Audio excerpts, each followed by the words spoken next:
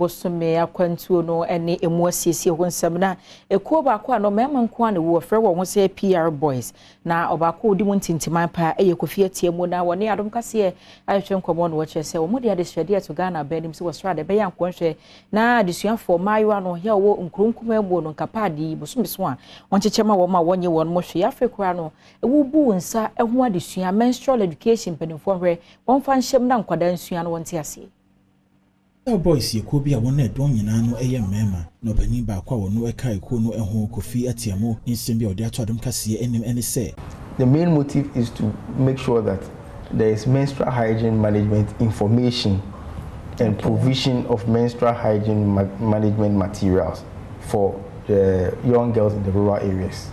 Especially, yes. Especially. It's about what is happening to the masses. The mass of the rural area girls are suffering. So it is worth doing that just for them. Say, in tax no, in fee sanitary pads no, at least a better price and so form.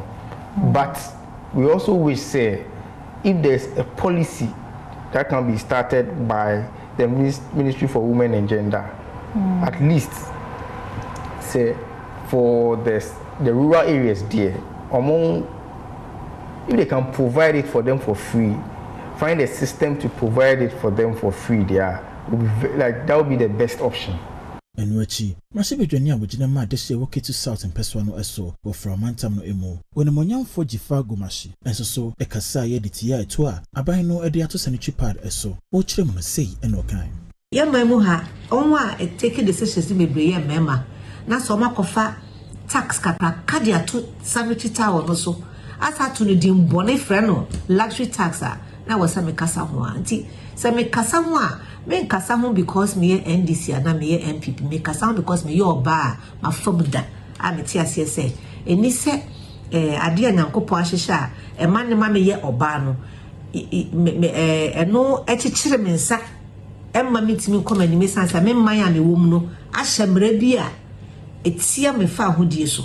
If you put a tax on sanitary towels, and so I cannot afford it, and so I cannot go to school, you have denied me of my right to education. I said, the bear one says he cast or the To Sanitary Pads to do an intemo. I've been up Polina wedding for Shannon at your num and night. At your foot to Emma, man, and I said, Sanko for way in chi in the sentinel. None of my pains said an uncle Mumbo woman's son or Moyeno, and who he has some Mako and Chin Makofa is young. Osaka come qua. Yeah, and Maya no, Mammy Fo, Monjai, Sapad and Nayan Sansi at Dadam. Near you soon to Maconayan share at the IBC. In the Massasia Maya no Mabana, Nissinity. O mon person beye eno so aka eboa ha kan tika ye menkwa de a kamaya no ko momma ye nsua sa de we na ye njai sa pad ne to sese kwampo biase aye din Ghana ye din nke kan to magon mo de ka ye mfanye ya dwuma